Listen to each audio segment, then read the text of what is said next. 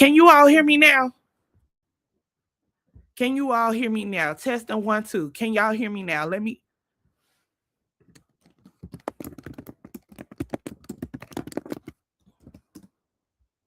Okay. I've been talking. Had no idea y'all couldn't hear me. I apologize. So let me go back forward. Go back. Thank you so much for coming on, and thank you, Marcellus. I have greeted you. This is my second live since I've been back. Hello, Mother. Hello, Vincent. Hello, people of God. Make sure y'all hit that thumbs up button for me. Today we are talking about, I'm so glad you asked, because I'm just thinking of people just not saying nothing. It's cool. I'm starting over. I am back, and when I tell y'all, I just been talking. But anyway, we are reading, we're talking about chapters 5 through 7 of Reshona Landfair's book called Who's Watching Shorty. The subtitle is Reclaiming Myself from the Shame of R. Kelly's Abuse. So if you have not heard, if you do not know, Reshona Landfair, picture here, is the young lady who is and I again do not want to keep referring to her as this because she now has her name out here, but she was the Jane Doe in the R. Kelly case. She is the young lady the girl who he infamously urinated on in that video. Okay, so we are talking about Who's Watching Shorty. Now, if you haven't seen the first live where we discussed this, make sure y'all check that out because it was a good conversation. We talked about the preface, the forward, chapters 1 through 4. So now we're focusing on chapters 5 through 7, and I want to welcome you guys to the discussion. Here's what I want to say. If you haven't watched part 1, again, I want to let you all know I do not know Reshona personally. I don't know her personally. However, I know plenty of her family members. And we literally went to the same middle school. She's about 4 years older than me. So when I was in middle school, she was in high school when all of this stuff went down. And I definitely remember we both from Oak Park. Oak Park is not a big suburb, right? So I remember us being at school and talking about the fact that R. Kelly was at the high school yesterday and things like that. So I said that to say very soon I will be after we go through the book, I'm going to share what my personal experience is just living this at that time. Okay. So I'm glad you guys can hear me. Make sure y'all hit the thumbs up button, comment along as we go so that I know that y'all can still hear me. All right. So chapter 5 through 7. So we learned that R. Kelly had Reshona backstage at his shows and whatnot.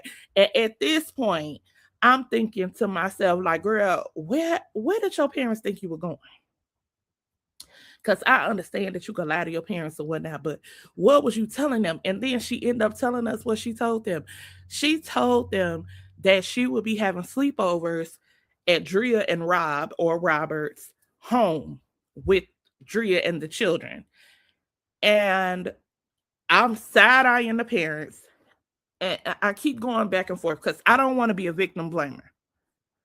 I don't want to be a victim blamer. I'm not a victim blamer. But I'm looking at the parents because let me pause and say, I have godparents. So when I was a kid, it was nothing. They had some intuition. Okay. So when I had godparents, it was nothing for me to go to their house after church, to spend a weekend with my godparents, anything, nothing. But you want to know the difference between me and Reshona? My parents had been to my godparents' home. Can y'all hear me? My parents had been to my godparents' home. In fact, my parents knew my godparents' names are Larry, rest in peace, and Kathy. My parents knew Larry and Kathy before I was born, so they hand selected them for me. So it was nothing for me to go over their house on the weekends. Reshona Sparkle told Reshona to ask R. Kelly to be her godfather when she was 12. So I understand the godparents element, but y'all ain't vet this man. I understand that she was in a group and they wanted the group to be successful, and they were successful overseas. They wanted it to be successful here as well. So I understand the desire to hang around someone who you believe can assist you with coming up. I mean, he did. Greg, her father, Reshona's father, played for R. Kelly doing session work. At the time, Sparkle was a background singer for him and was also his quote unquote protege. But after the funk hit the fan, as we talked about in chapter 4, why was it ever okay for y'all to go to sleepovers, to go to sleepovers with this woman, his wife, Drea Kelly, and their kids, and they've never met Drea? They've never been to the house? I need somebody to help me with this. And the thing is, they had a little intuition. Her father, last week we discussed, her father one day decided to pray and was praying against perversion and all this stuff one day randomly. But he just said that one prayer. There was no follow through. There was no follow through. Y'all, this makes me sad. And the thing is that in many families, usually in a family, there's probably one kid who has been sexually assaulted or harassed or something like that. There's probably one. And I don't want to blame the parents because your parents can only know what they know. We can look back, hindsight being 2020, and give people all the recommendations in the world. But in this case, it's a bit different because usually those people are at folks' house that they love and trust. A step parent, auntie, uncle, things like that. Y'all don't know Robert. Y'all've only worked for him. And so my thing is this: when it comes to fame and money will have people putting aside their common sense just to achieve a dream, throwing their common sense away. If it was Robert that worked at, I don't know, the Cheesecake Factory, because he loved to take them there so much. If it was a man named Robert that worked at the Cheesecake Factory, do y'all think Robert would be able to keep Reshona with his wife and kids for the weekend? And multiple weekends. Keep in mind, see, I keep going back and forth. Fame and money will blind you from reality. Absolutely. As I get older and read about all these cases, people always seem to harm the closest to them. Absolutely. And it's very sad. The thing is, keep in mind that she's in the studio. So it's like, do they think she's working on stuff for her group? I wish I could. Her father is deceased now. And I wish I could speak to him and just ask him, like, what's up with this? But she ends up telling us some stuff. So y'all stay tuned, because when I tell you, when we get down to chapter 7, my wig was blown back. All right. So chapter 6 is called Receipts. Reshona lets us know that Robert, who is R. Kelly, tells her she can't speak. He has rules for her. A couple of those rules are: she can't speak to any man besides her father and grandfather unless he is present. Can y'all hear that? Now, mind you, if you watch Surviving R. Kelly, this is not foreign for his girls, his harem. Okay. Then he proceeds to chastise her because when they were backstage at a concert, Mr. George, who owned, I think it was called George's Music Shop or whatever in Chicago, if you know, you know. He was speaking to her backstage and he kept calling her Reshona, Reshona, and Reshona was not responding. She was putting her head down. And the reason why she wasn't responding is because she was told she can't speak to men unless he is present. The man was on stage, so she didn't say anything. And Mr. George just kept on like, "You can't hear me, Reshona. You still ignoring me. I can't believe you're ignoring me." And she was like, "No, sir, I'm not ignoring you." And then kind of ran off. Later on, R. Kelly goes on to chastise this girl because that was stupid. You should have spoke to him. Y'all understand? Mind control. Cannot speak to other men besides her father and grandfather unless he was present. Exactly. Y'all, I'm telling y'all, my mind is boggled reading it, or I'm listening because I'm listening on Audible, let alone living it. Like, I just can't. I can't. So another rule, oh, I'm sorry. So she refers to him, okay? She refers to him as her drug and her drug dealer. And I thought that was a powerful revelation.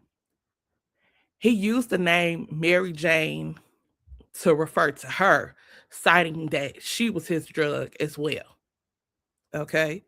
Now, she was fearful that someone would find out about their indiscretions by either walking in on them during the act of sex activities or watching the tapes, because they had made multiple. At this point, she has introduced the fact that he has introduced her to filming. Y'all, this part right here, she said that he would convince her to do something. Every time he would convince her to do something, he would tape her. He told her that these tapes would ensure that she didn't tell anyone. He said these tapes were so-called protecting her, so she didn't slip up and say anything, because he knew that she didn't want anyone else seeing her boobs or anything. Is this not crazy? Is this not insane? And man, y'all, this man didn't just have her on one camera. He had multiple cameras, bought stage lighting and everything. And this started as a teenager. Yep. Very sick, and it gets sicker. So she said another rule, she was also required to wear platforms to appear taller and older, like when they went out. She also says that at this point, his staff all knew that they were quote unquote a couple, that they were together. They knew, right, about their secret quote unquote affair. And the reason why I'm using quotes, because you can't be a couple with an adult as a child. And that just blew my wig back that they all knew. But I knew that they knew because I remember in Surviving R. Kelly, them scouting girls for him and things like that. And I want to pause right here because this all brings me to this point. He was not named in this book at all. He wasn't named in this book, so I can't implicate him. But I just want to ask Rocky Bivens, where were you when all this was happening? Do y'all know who Rocky Bivens is? That is Latasha from Escape's husband. And I just want to know, do you know about any of this? Where were you at? Where were you, Rocky? Yeah, because he was working on the management team for R. Kelly back then. So I just want to know, where was Rocky Bivens? Did you hear anything? Okay. Did he? Same thing. I don't, absolutely not. It's not a coincidence. He had a one-man film production. And then she talked about where he kept the tapes. Hey, boo, you're not that late, but you here. She talked about where he kept the tapes. He had multiple tapes. Had them in his duffel bags, his gym bag. Behind everything is alleged that I'm saying. This is according to Reshona Landfair. This is not my business. Thank you, Mom. I'm reviewing her book. I'm not saying whether it's true or not, but this is her story. in his gym bag, behind the other tapes, behind this, behind that. I just, wow. And she like, I know if I know where the tapes are, other people, like the people who clean the house, assistants, managers, etc. You can't tell me they don't know what the tapes are. Because mind y'all, she's not the only person allegedly being filmed. Okay, let's keep it going. She says that he had his staff and such sign NDAs because of what he knew they could see. Regardless, at the time, she didn't know the fact that children literally could not consent to hunching adults. So in other words, she in her mind, I'm giving a yes. In her mind, I am giving a yes. I'm saying, we can do this, although she didn't want to do many of the acts. Y'all really got to get the book. But she didn't know that adults cannot consent to hunching on children. I'm sorry, children can't consent to hunching on adults. So she was also dealing with the guilt of costing Sparkle, her auntie, her record deal. Reshona says that she was recorded with Robert. This is according to Reshona. This is alleged. She was recorded with Robert being just the two of them in the act and sometimes having threesomes as a teenager, y'all. As a teenager, y'all. Okay. I remember Lisa Allen saying, I believe it was on Vlad TV, I can't remember. She said, now she's one of R. Kelly's victims. And she said that she had a threesome with Reshona and R. Kelly back in the day. And when she found the tape, and that's when she found out how old she was. I also remember that the DJ lady who was on Surviving R. Kelly came out in the 2000s. Like, I want to say, did it come out in 2020? I don't know. But I remember the DJ lady who was on Surviving R. Kelly telling us that when she was in Robert's harem, Reshona was still there. So I keep listening. And I'm gonna have to get to the end of this book, but I keep listening because I want to know exactly how long Reshona was with this man. Not to shame her, but to see how warped this whole situation is. Listen, if you have not hit that thumbs up button, please do me a favor and go ahead and hit the button. Share this video with your friends and family.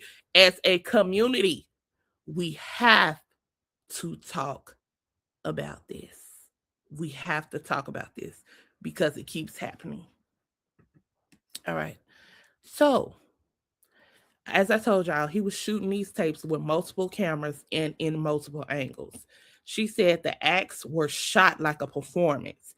And that made me think, I wonder if he was ever thinking about shopping these tapes. I wonder. So another thing we do know is that this man's hygiene was very questionable. That ain't funny, but it's funny. His hygiene was real questionable. Reshona done mentioned stankness with this man a few times in this book. At first, in earlier chapters, she was talking about his breath. Okay. And in this chapter, my girl said that he was in the studio all night and she was asleep. He came in there waking her out of her sleep. Okay. And he like shook her awake and she like, what? And he like, who you wasn't, an abuser, right? Waking her out of her sleep. The girl said that this man was smelling like weed, sweat, armpits, and almond scented lotion. Now, wait a minute. My thoughts automatically went to, When the funk hits the fan, smell like chitlins, grits, and ham. Come on, get with me. Come on, Steve Harvey Show. I said, girl, no, he didn't. After being in the studio all night, he ain't even go take a shower. He just came in and woke you up trying to have the the sex. Oh no. That girl done called this man 57 different types of funkies in 57 different type of ways in this book. Now, I ain't gonna hold y'all. Here's some tea. I was gonna leave all the little tea parts. Um, I was gonna leave all the little tea parts for my after the book situation. Mama tell y'all this. So back in the day, there is a member of our church who knew Robert back in the day, and she told me that as kids they used to call him Pissy Rob. That's what they used to call him back in the day. That's all I'm telling y'all. That's what I heard. I don't know. I was not there. I am too young to know what they was calling R. Kelly back in the day. But I'm just gonna tell you, a member of my church back then, a member of my church told me they used to call him that. That's it. That's all I'm gonna tell y'all. Now, I didn't think that was funny because you never know like the circumstances for which a child goes through what they go through. So I didn't think that was funny then. But now that Reshona is writing about his questionable behavior now, yeah, I was like, oh, maybe she was telling the truth. Because I didn't know if the girl was telling the truth or not. Because I'm going to tell y'all know them people who went to school with everybody, that was from one of them people. So I don't really know if it was true or not until I read this from Reshona. So it got to be true. All right. Y'all, we gotta add a little humor to it a little bit because this is tough. This is a tough read and a tough listen. Are y'all still with me? So make sure y'all hit that thumbs up button. All right, let's keep going. Y'all ready to keep going? If so, go ahead and hit the comments and tell me we ready. Hit the comments and let me know we ready. Whoo, my God, let's go. So she says in this book, many times they made tapes. So it wasn't just this occasion that we see that infamous tape. It wasn't just then. They have made many. Somebody dropped that in the chat. Many tapes. She also tells us that many times when they made tapes, she was intoxicated and she never watched the infamous tape until she was in court in 2022. Not even the court case from before, you guys. The first time she saw the tape was 4 years ago. I was in shock. I was in shock to hear that. So I'm like, wow, you never for real knew. I mean, she knew because of other witnesses' accounts, but she didn't know as in visually see that it was her until 2022. It's crazy. So she talked about R. Kelly pouring her glass after glass of Cristal champagne as a teenager. And she was either tipsy or drunk. And he says to her, you know what I want to do next to you? And pees in her face. When she asks, yes, daddy, he pees in her face. At this point, it's this like, I'm so disturbed. Not only does he urinate in her face, but she lets us know at this point she was still a virgin, meaning there was no penetration. She says she hated it, but she was indebted to him. She was his puppet. And whatever insane, demonic fantasies he could dream up in his head, he used her 14-year-old body to fulfill. She also says she wondered if he put a Mickey in her champagne.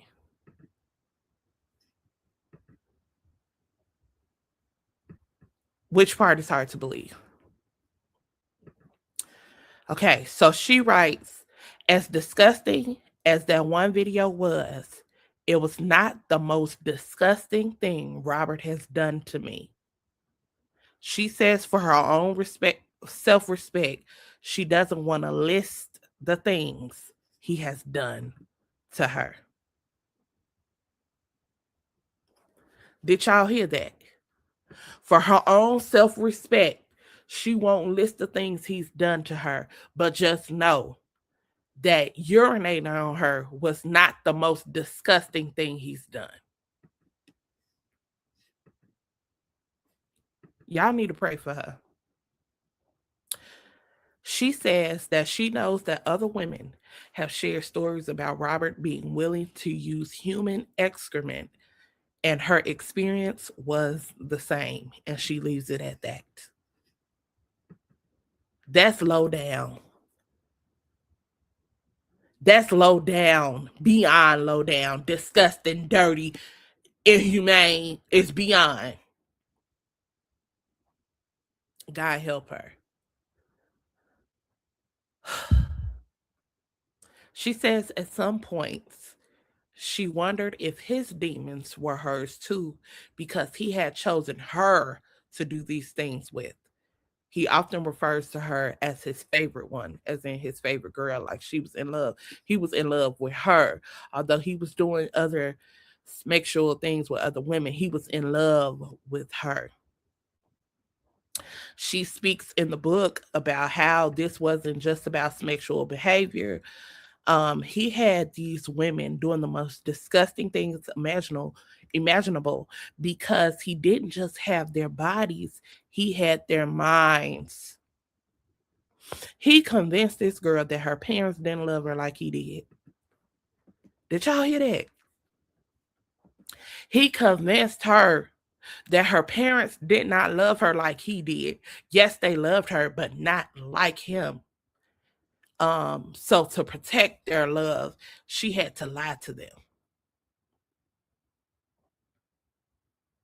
That man told her, according to Reshona, allegedly, according to Reshona, that man told her that daddies love their daughters, but then what did he say? But then they hope that their daughter grows up to get married to a man who loves her better than he can. Because how a father loves their daughter is different than how their husband loves them, and that's how I love you, like this.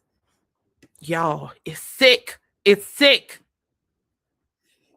So 2 years after um she called DCFS on her sister, Sparkle calls Valerie. So now Reshona is saying her mother's name, because I was omitting the mom's name before.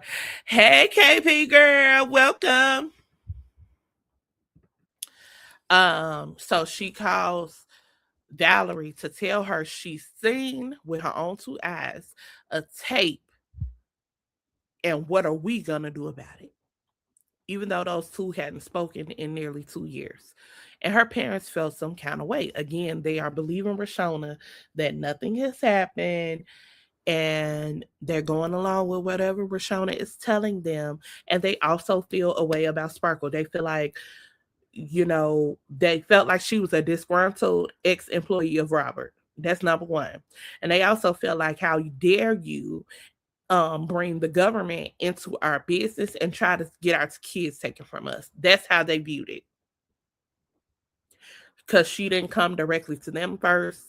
As soon as she heard something was going on, allegedly, she went to DCFS.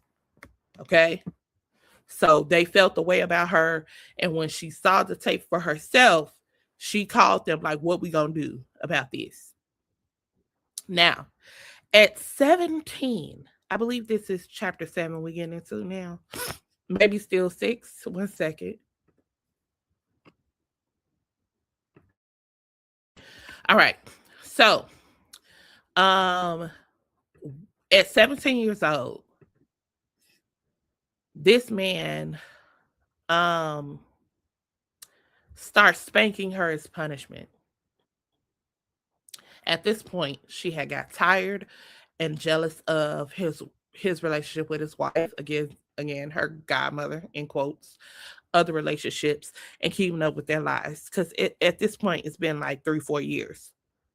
So she started to show signs of rebellion. He would put hands on her, and she would just tell her parents, like, say if she had a scar on her eye or something like that, she would tell her parents, oh, me, Drea, and the kids were playing softball, and I got hit in the eye with the softball. Her parents never questioned her. At this point, she started hoping that they would, so that they could know, so that the secret could be out. Y'all, it's so deep. Okay, a lot of people were circulating among barbershop. Absolutely, completely despicable. Um, she said she did not have the strength to leave him, although she was so tired of him. And three things happened in what year did Aaliyah pass? Three things happened in, I believe, 2001. Yeah, three things happened that year within like a 1 to 2 year radius that, and this is all Reshona's story and alleged. Three things happened that pulled her right back into R. Kelly's arms. Number one, Aaliyah passed away. She said Robert was crushed and leaned on her for support. Can I just tell y'all? Oh, to the point where he was drawing blood. Yeah. Um. So Aaliyah passed away, and this man is distraught and leaning on Reshona for help. This man's other victim, who had been gotten away from him, passed away, and he need consolation from his new victim. I want to go to R. Kelly jail cell now and slap him for this. Excuse me? He crying on this girl's shoulder about the original victim?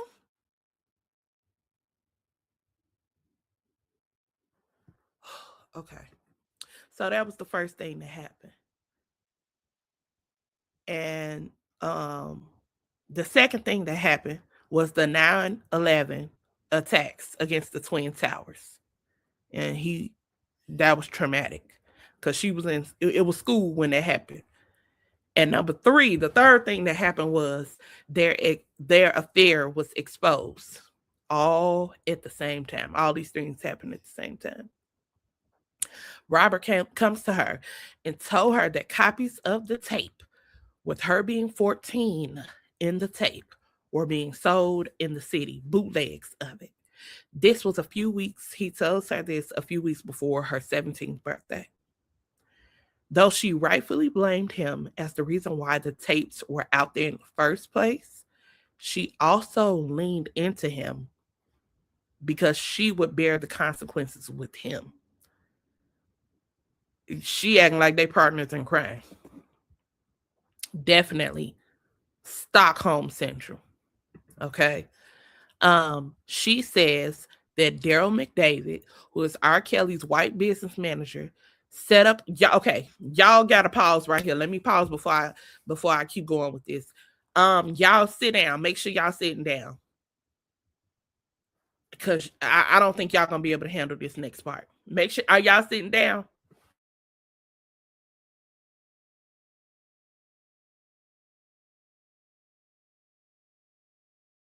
I don't know if y'all gonna be able to handle this. I don't know if y'all gonna be able to act right, but feel free to say whatever you want to say in the comment section, in the chat. Ain't nobody beating us up. Y'all, this part, now we done already talked about the disgusting manners in which he was doing things to her. That was already disgusting enough. Let's go forward. So, Daryl McDavid, who I believe was acquitted on all charges when it comes to all this R. Kelly stuff, which is maddening to me. Daryl McDavid, R. Kelly's white business manager, set up a meeting between the Landfairs, Reshona's family, and Robert Kelly so he could profess his love for a teenage Reshona.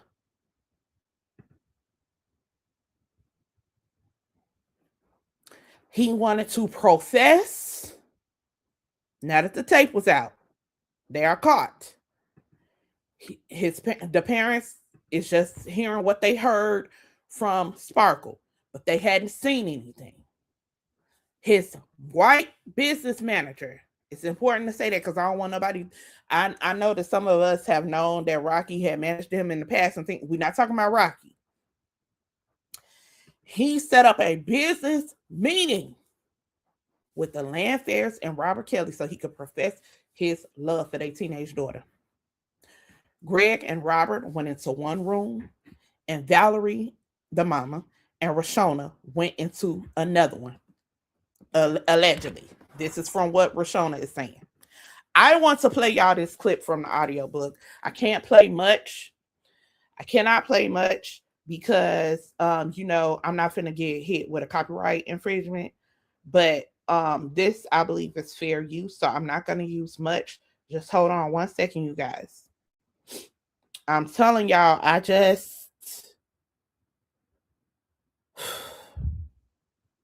yeah. Okay, so here we go. Hold on.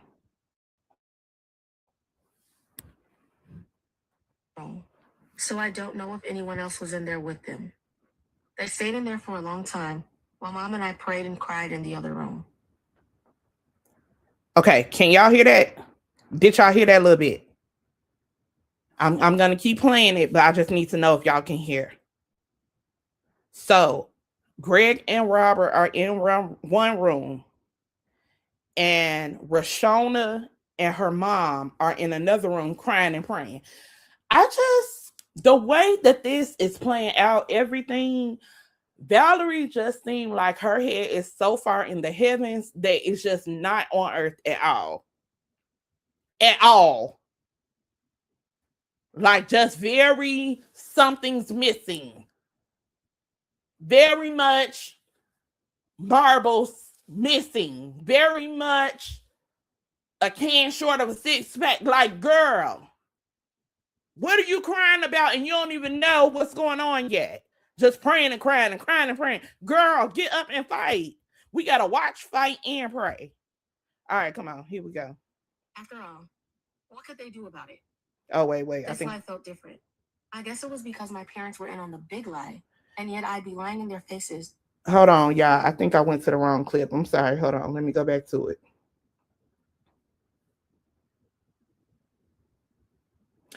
3:17. Who, y'all? It's a mess. I'm not gonna hold y'all. Showed up behind the door. She was a dead ringer for Reshona from behind. Why do they trying to mess me up with my clips? Audible, if you go to Audible, you can make clips and stuff, and they really trying to mess me up with my clips. Hold on, here we go. So I don't know if anyone else was in there with them. They stayed in there for a long time while Mom and I prayed and cried in the other room. After a while, Dad came storming out of the room, crying hysterically and cursing. You're sick. I can't rock with you. I can't help you. Do y'all hear that? So it is sped up. So Mama and Reshona is in there crying. The dad and Robert is in the room. He comes out. The dad speeds out crying and saying, you're sick. I can't rock with you. I can't help you. So I don't know if anyone else was in there with them. I'm going to have to just let it play out. While Mom and I prayed and cried in the other room. After a while, Dad came storming out of the room, crying hysterically and cursing. You're sick. I can't rock with you. I can't help you. You need to get help, he yelled at Robert, who followed us into the elevator, and he was on his knees crying. Man, I'm sorry. It's just that I love her. He was begging for my dad to see things his way, telling him that he really loved and cared about me, and he didn't know how our whole love affair even happened. Dad was not hearing it. Then Robert made a promise that we wouldn't have anything to worry about, that he would take care of me and us. Y'all, y'all, y'all. I don't know how many of y'all fathers are active in y'all lives, or even for the men, how many of you guys are fathers. But if a 30 something year old man came to you after you've heard that there's a tape between him and your child, you not believing it because your child said it's not true. You trusted this man to be your child's godfather, and let's tell the truth, you thought he was gonna be your come up. Okay, you thought he was gonna be your come up into making all y'all dreams come true. You hear this, what is your response? Because according to Reshona, he's saying he ran out cussing, crying, and saying you're sick. And I don't apprehend to know everything. I don't have any kids. I'm not saying that Greg's response was lackluster. I'm sure in scenarios where you are going through trauma, because this is traumatic for him. It's flight or flight, fight or flight. But she said that R. Kelly got in the elevator with them when they all went down. One thing I know for sure is that Robert Sylvester Kelly is still alive in 2026 to tell this story. And I am flabbergasted that he's still alive. That's how I'm going to say that. I am flabbergasted that he is yet alive. He is yet in the land of the living. I'm shocked. I'm unnerved that he is yet in the land of the living. It would have taken all the king's horses and all the king's men to put Robert back together again. The audacity to say, I don't know when I fell in love with this girl, but I fell in love with your teenage daughter. I had no idea prior to this book. Now, a lot of people over the years have said Greg and Valerie Landfair sold their daughter into the hands of R. Kelly. I don't know that I can agree with that. I don't know that I can say they sold her. Because apparently she had already been his before the selling. Okay. I don't know if I could say they sold their daughter. But what I can say is that I feel like y'all know enough people that something, I don't even know what they could have done, but something, just you're sick, you need help.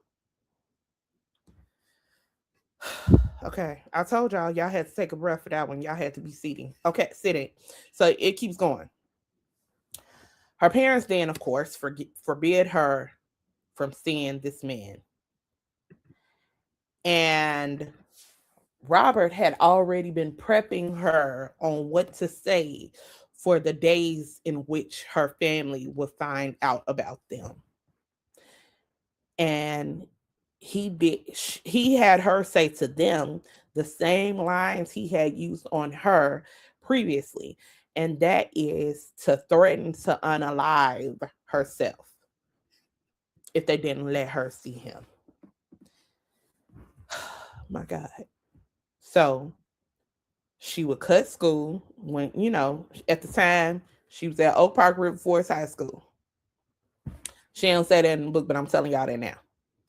She would cut school to drive the PT Cruiser that R. Kelly purchased her for her 16th birthday and meet him downtown Chicago. She would cut school in the PT Cruiser, put on a wig so nobody would find out who she was, like she ain't had the same face. This was her disguise, a wig. She would park, get in a rental car, and drive said decoy car to meet him at the studio, because can't nobody get up out the studio. Jesus. She said one day she was going somewhere and a bunch of guys were hanging out on a park in on a porch and started heckling her when they saw her face, telling some R. Kelly, which is so astonishing to me because when I was in middle school, I ain't seen no R. Kelly tape to know this girl face when she walking down the street. That is crazy to me. The way child pornography was just so commonly being shared with this girl's face and body in it. Astonishing. Astonishing. So her parents took her out of the high school and began to homeschool her. One day, Robert Kelly tells them that he's sending them on a trip so that he could keep them out of harm's way. If y'all notice, everything that this man is quote unquote doing for them and her, he is making it seem like he's protecting them when the truth is he's controlling them and quote unquote protecting himself. So he said he wanted to keep them out of harm's way, aka he didn't want them questioned by law enforcement, detectives, or the media. So they went to the Bahamas and Cancun for at least a month. And I just want to know who in their family was spilling all the tea because I remember back then everybody saying that he sent them away to the Bahamas specifically.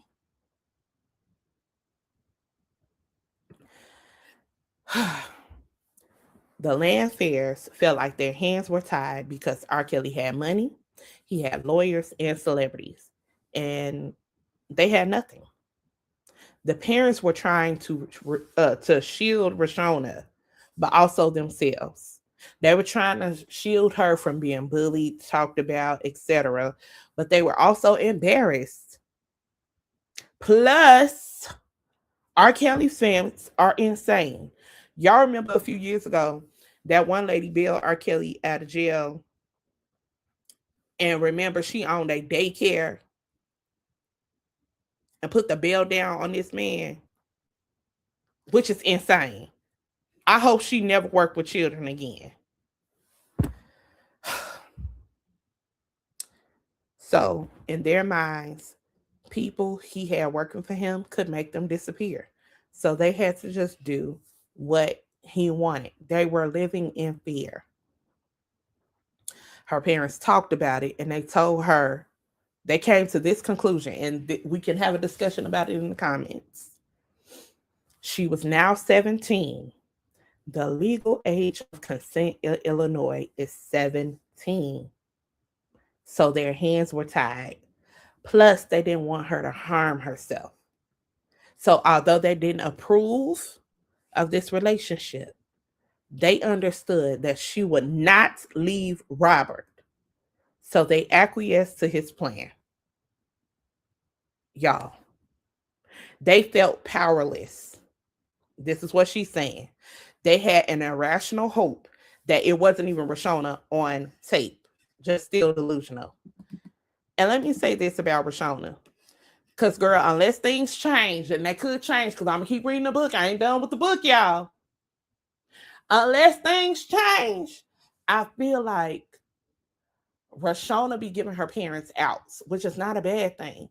So she'll say, could they have done something differently? Yes. Could they have made a different choice? Yes. She gives her parents the benefit of the doubt a lot. A lot. But I feel like she be having smoke for Sparkle. And I would like to ask Reshona, does she blame Sparkle for what happened to her? Because that confuses me. What Sparkle did was introduce you to Robert. She ain't tell you to smash the man. At least according to you. She did not groom you. According to you, according to what you wrote in this book. In fact, she sounded the alarm of what was happening to you. So I'm gonna just keep reading. So maybe things get different later on, but it kind of confuses me a little bit. Okay, people were dropping nuggets piece by piece back then to expose R. Kelly, who R. Kelly really was. Yes, 17. Okay. Whew, let's keep going. We're almost done here. So I want y'all to know that Reshona tells us that at this time she's literally going through withdrawals because she could not speak to him on their over a month long vacation. She was lovesick behind him. She did not have a good time. She said she hated the person who leaked the tape more than the one who filmed it. And that is deep. The man told her that the many other women he was active with, including his wife, were only seat warmers for the one he actually wanted, which was her. Robert demanded that the Landfairs quit their jobs so they could go on this trip for over a month. And he made them completely, hear me, completely dependent on them financially. And this is where people get that they sold their child narrative from. They were completely dependent on him financially. And y'all, this disgusted me to no end to see how he did her, how he manipulated her whole family. Y'all, this tore their family to shreds. Like the people who were on Team Sparkle were on one side, and the people who was on Team Valerie were on another side. They were not speaking. They were not in the same rooms together like they used to be. This tore their family to shreds.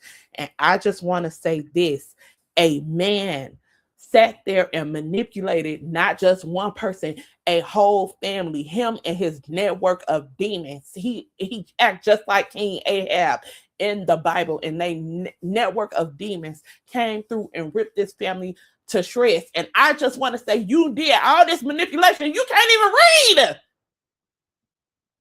He can't even read. And ripping these folks' family up like this. You can't even read. Can you even read your passport? Can you even book the plane ticket? No, because you can't read.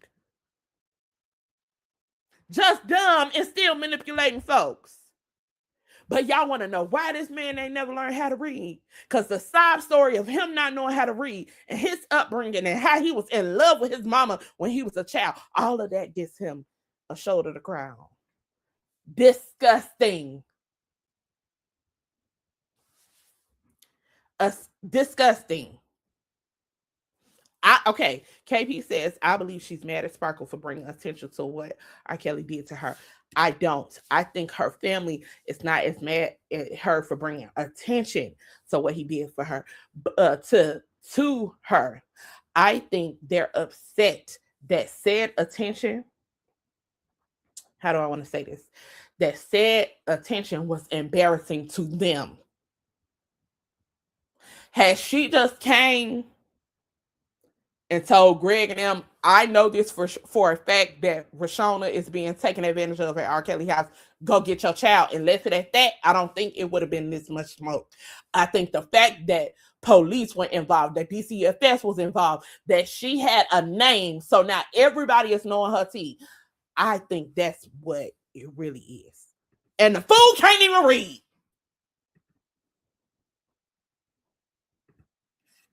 Whew. Reshona said that she had told the the the story that Robert told her to say, like, if you don't let us see each other, I'ma off myself, whatever. And eventually, see, you got to be careful with the words coming out of your mouth, because eventually she wanted to do that. And she said this, and y'all tell me what y'all think. She said that if she had unalived herself, then her parents' decisions would have been deemed right in the public's eyes. Hmm. I don't know about that. I don't know about that.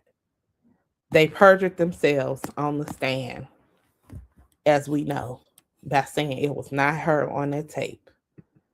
And they did it allegedly to save her.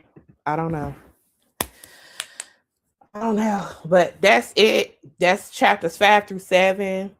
Y'all have any comments, any questions? Oh my God, y'all. We gotta come back for some more. Oh, it'll probably be, yeah, Tuesday. We gonna come back for some more chapters. But y'all, that this is a lot. This is a lot. And that man is yet in the land of the living.